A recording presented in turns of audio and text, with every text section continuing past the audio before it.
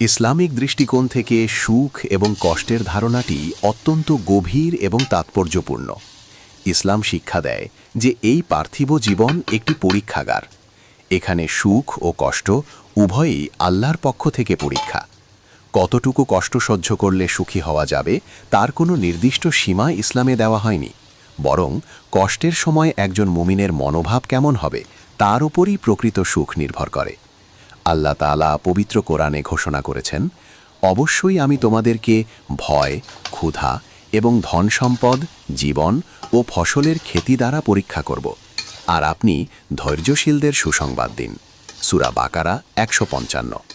এই আয়াত থেকে স্পষ্ট যে কষ্ট বা পরীক্ষা জীবনের অবিচ্ছেদ্য অংশ, তবে আল্লাহ কাউকে তার সাধ্যের বাইরে কষ্ট দেন না। সূরা বাকারা ২৮৬।